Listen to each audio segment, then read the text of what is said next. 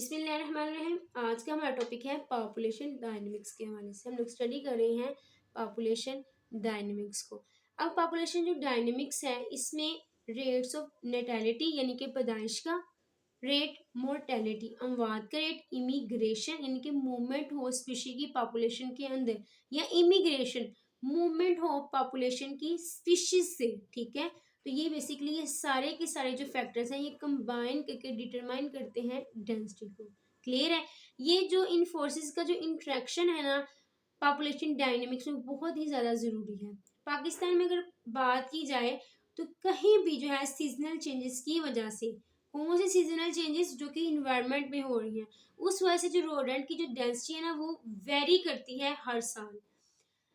अगर हम लोग पॉपुलेशन डायनेमिक्स की अंडरस्टैंडिंग लेना चाहते हैं तो हम लोग को सीजनल वेरिएशन यानी कि बर्थ और डेथ रेट को अंडरस्टैंड करना जो है ना वो बहुत ही ज़रूरी है। हर स्पीशीज जो है ना वो डिफरेंट पैटर्न शो करती है इन सीजनल वेरिएशंस में। ठीक है, पॉपुलेशन जो है सिंगल स्पीशीज की वो भी डिफरेंट क्लाइमेटिक जोन के अंदर जो है ना वो पॉपुलेशन डायनेमिक्स को डिफरेंट शो करती है।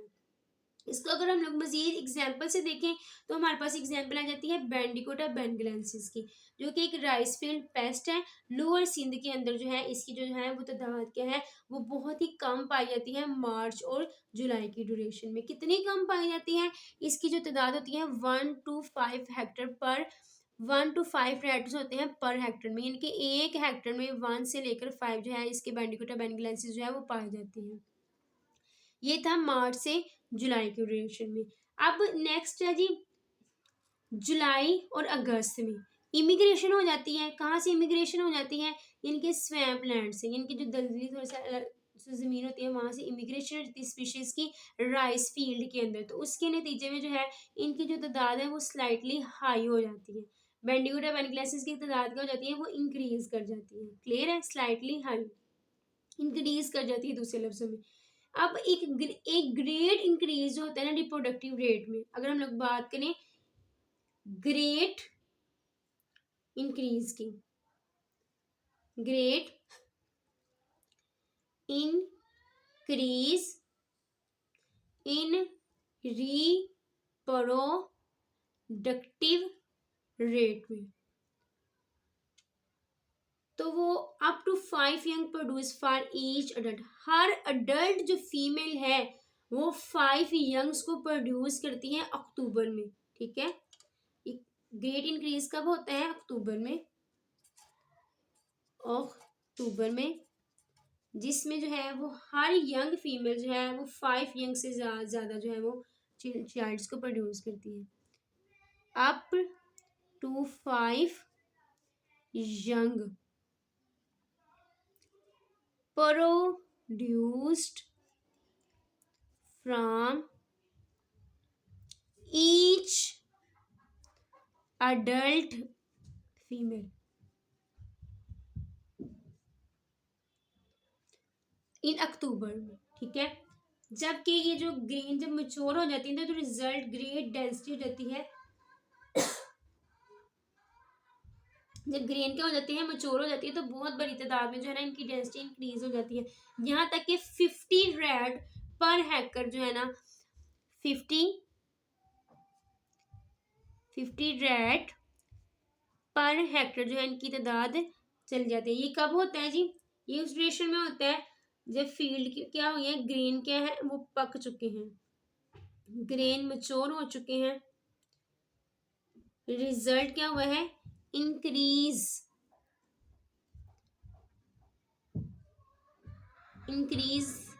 डेंसिटी हुई है रेड्स की। क्लियर? कितनी हुई है जी? 50 रेड्स पर हेक्टर हुए हैं। ये कब हुआ है? जब ग्रेन क्या हुए हैं मैच्योर हो चुके हैं। अगर हम नेक्स्ट नवंबर और दिसंबर की बात करें, नवंबर और दिसंबर में, नवंबर और दिसंबर में, नवंबर और दिसंबर में जैसे ही राइस हार्वेस्ट हो चुके हैं तो बहुत ज़्यादा बैंडिकोट जो है ना वो राइस फील्ड से जा चुके हैं। नवंबर और दिसंबर में क्या हुआ है? हार्वेस्टिंग हो चुकी है, हार्वेस्ट हो चुके हैं राइस, जब हार्वेस्ट हो चुके हैं राइस तो बहुत ज़्यादा जो है वो रैट्स जो हैं वो जा चुके हैं फील्ड से। क्लियर है। और ये किस ड्यूरेशन की बात है, नवंबर और दिसंबर की। अब लेकिन बहुत ज़्यादा ऐसे भी रैट्स हैं जिन्होंने वेल इस्टेब्लिश होम ब्यूरो जो है ना वो क्रिएट कर लिया है, जिसकी वजह से वो उसी जगह रह रहे हैं और इस वजह से इन्होंने प्रोड्यूस कर लिया है सेकंड और थर्ड लेटर को भी। सेकंड और थर्ड लीटर भी प्रोड्यूस हुआ है किस ड्यूरेशन में, नवंबर और दिसंबर में। अब तादाद क्या हुई है, थोड़ी बहुत स्टेबिलिटी की तरफ आई है, कुछ माइग्रेट भी की है यानी कि आउट ऑफ द पॉपुलेशन भी गए हैं, फील्ड राइस से निकल गए हैं। ठीक है। As a field dry out, जैसे ही जो फील्ड है ड्राई आउट हो जाती है और मॉइस्चर वगैरह उसको ग्रास वगैरह कर लेते हैं, वहाँ पे हल चलाए जाते हैं विंटर क्रॉप के लिए, तो ये लेस सूटेबिलिटी हो जाती है बैंडिकोट्स के लिए कि वो वहाँ पे एग्जिस्ट करें। तो इस तरह से इनकी जो रिप्रोडक्शन है वो डिक्लाइन हो जाती है। कब होती है, विंटर में। विंटर में रिप्रोडक्शन क्या हो जाती है, इनकी पॉपुलेशन क्या कर जाती है, डिक्लाइन कर जाती है। पॉपुलेशन डिक्लाइन ये कब होता है जी, विंटर में, जब हल चलते हैं यानी कि प्लग्ड, और इसके साथ साथ क्या हो जाता है जी, ग्रास्ड कर लेते हैं कैटल्स, ग्रास्ड बाय कैटल, यानी कि जो फसल है उसको, जो जमीन है उसको साफ सुथरा कर दिया जाता है ताकि जो है विंटर की जो है वो क्रॉप को उगाया जाए। तो इस तरह से क्या आ जाता है कि पॉपुलेशन डिक्लाइन हो जाता है। अब ये लेस सुटेबल हो जाता है बैंडिकोट्स के लिए। अब एक शार्प डिक्लाइन है डेंसिटी में जनवरी और फेब के अंदर। ये किस ड्यूरेशन की बात है, जनवरी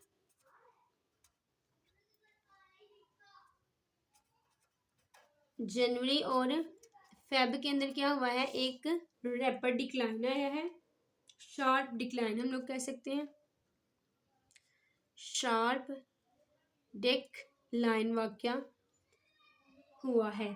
अब मार्च से थ्रू जुलाई तक रिप्रोडक्शन जो है वो ऑलमोस्ट जीरो रहेगी इस ड्यूरेशन में, मार्च टू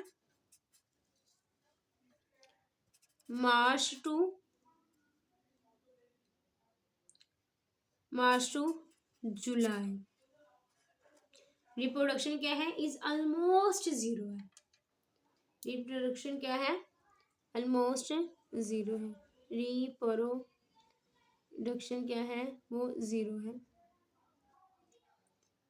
क्लियर। अब मार्च से जुलाई तक रिप्रोडक्शन क्या है, ऑलमोस्ट जीरो है। अब कुछ जो बैंडिकोट्स है ना वो फील्ड के अंदर ही रहते हैं और इस्टेब्लिश कर लेते हैं ब्यूरो को। मोर्टेलिटी लो हो जाती है, डेंसिटी लो है लेकिन स्टेबल है विंटर के अंदर, और स्प्रिंग से नेक्स्ट जो है ना वो राइस सीजन जब आ जाता है तो तब क्या कर जाती है, वो इंक्रीज कर जाती है। ये था basically population dynamics according to the Bandicota bengalensis. Next हम बात करते हैं निसोकी इंडिका के हवाले से, जो कि एक सेकेंड जो है ना वो राइस फील्ड पेस्ट है, जो कि इसका डिफरेंट है क्राइटेरिया, डिफरेंट पैटर्न है।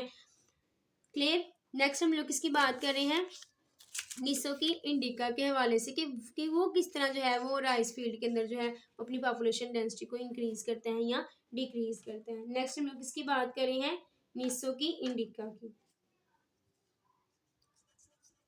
निसो क्या इंडिका ये क्या है, एक एनदर राइस फील्ड पेस्ट है जिसका डिफरेंट पैटर्न है।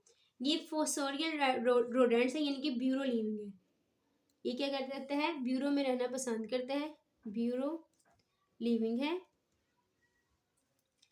इसकी अगर लीटर साइज की बात की जाए, लीटर साइज की, तो वो है 4.2 यंग पर लीटर। एक लीटर में ये जो है वो इतनी जो यंग्स है ना वो प्रोड्यूस करने की एबिलिटी रखता है। हाई सर्वाइवल रेट है, हाई सर्वाइवल रेट डेफिनेटली जब किसी स्पीशीज को उसकी अकॉर्डिंगली इन्वायरमेंट मिलेगा तो वो सर्वाइव करेगी। अगर उसमें इन्वायरमेंट के अंदर कैरिंग कैपेसिटी ही नहीं होगी, फूड नहीं मिलेगी, शेल्टर नहीं मिलेगा, वाटर नहीं मिलेगा, तो डेफिनेटली वो उसकी स्पीशीज जो है वो डिक्लाइन करेगी। ये था हाई सर्वाइवल रेट है। एवरेज अगर लाइफ एक्सपेक्टेंसी की बात की जाए ना तो वो 9th मंथ्स है। वो क्या है? 9th मंथ्स है एवरेज। एवरेज लाइफ एक्सपेक्टेंसी वो कितने है जी? 9 मंथ्स है। 9 मंथ्स है as about compare to 4 months है बेंडिकोट का। बेंडिकोट का कितना था? 4 मंथ्स है, जबकि इसका कितना है? 9 मंथ्स है। नीसोकी की जो पॉपुलेशन है ना उसमें इमिग्रेशन और इमिग्रेशन जो है ना वो उसकी ज्यादा इंपॉर्टेंस नहीं रखती, क्योंकि ये एक ब्यूरो लिविंग जो है ना वो एक रैट है, एक पेस्ट है। क्लियर है? तो जो जब इसने रहना ही ब्यूरो के अंदर है तो क्या जरूरत है इसको इमिग्रेशन ये से जो है वो ये इफेक्टेड हो। अब निसोकी की जो पॉपुलेशन है ना उसके अंदर जो होम रेंज होती है वो निसोकिया की वो स्मॉल होती है। होम रेंज क्या है? होम रेंज क्या है इसकी? स्मॉल है। होम रेंज निसोकी का क्या है? स्मॉल है। It does not move long distance. ये ज्यादा लॉन्ग डिस्टेंस पे मूव नहीं करता, यहाँ तक कि क्रॉप जो है वो हार्वेस्ट ना हो जाए। जब क्रॉप हार्वेस्ट नहीं होती है आसानी से अपने ब्यूरो में रहता है। ठीक है? क्योंकि इसको अब फील्ड से खुराक नहीं मिल रही तो ये क्या करेगा? ये जो है लॉन्ग डिस्टेंस जो है वो मूव करेगा। आमतौर पर ये इसकी अगर खुराक की बात की जाए कि खुराक क्या हासिल करता है? फीड। फीड की बात की जाए तो ये अंडरगो ट्यूबर्स और राइजोम्स को खाता है, यहाँ तक रेदर देन क्रॉप्स। जब क्रॉप कट जाती है तो इसने किसको खाना होता है? इसने अंडर ग्राउंड ट्यूबर्स और राइजोम से अपनी खुराक को हासिल करना होता है। rather than the crop. It does not move long distance even after crop harvest because it mainly feeds on underground tubers and rhizomes other than the crop. Clear है? Next हम लोग बात करते हैं मिलार्डिया मेल्टेडा की, that is the third species, third pest in the rice field. That is the मिलार्डिया मेल्टेडा। ये क्या है? एक थर्ड स्पीशी है राइस फील्ड पेस्ट की। इसका मॉडरेट लीटर साइज की बात की जाए तो वो एवरेज 5 to 6 है। लीटर साइज क्या है? लीटर साइज है 5 to 5.6 इसका लीटर साइज है। क्लियर है? एवरेज। लेकिन इसका जो है लो सर्वाइवल रेट है, इसका हाई सर्वाइवल रेट था, इसका क्या है? लो सर्वाइवल रेट है। इसको जो है ना वो ज्यादा जो है ना वो इन्वायरमेंटल कंडीशन सूटेबल नहीं मिलती। सर्वाइवल रेट क्या है इसका? लो है। लेकिन इसका लॉन्गर ब्रीडिंग सीजन है।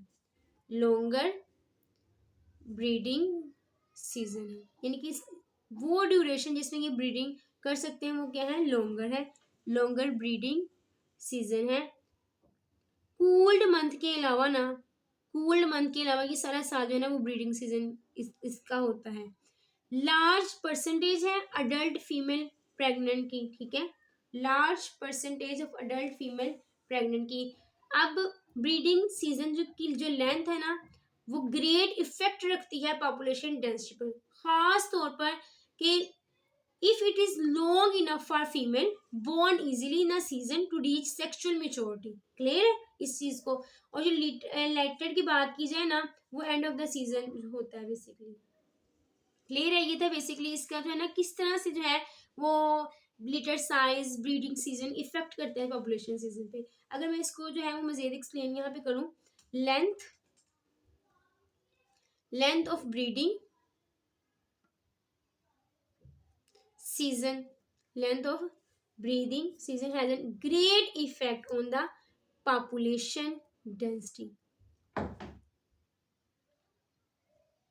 पॉपुलेशन डेंसिटी पे क्या करते हैं? ग्रेट इफेक्ट रखते हैं। स्पेशली खास तौर पर effect if it is long enough for female, long enough for females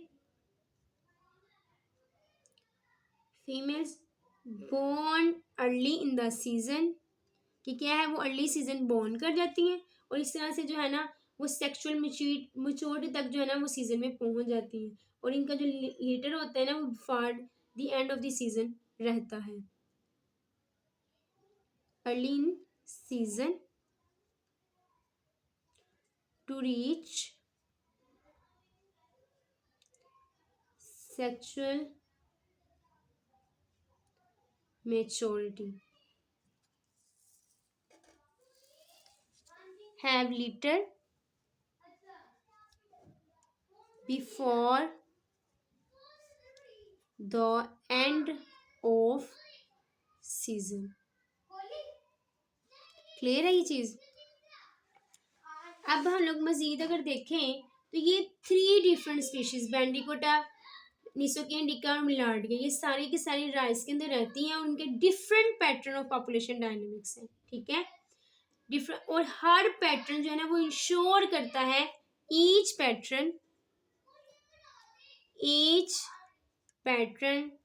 ensures continued survival of population of each species